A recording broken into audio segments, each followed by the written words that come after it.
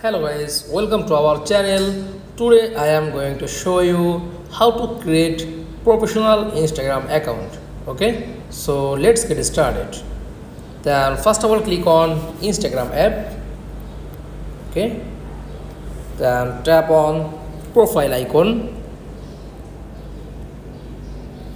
Then click on three-line option.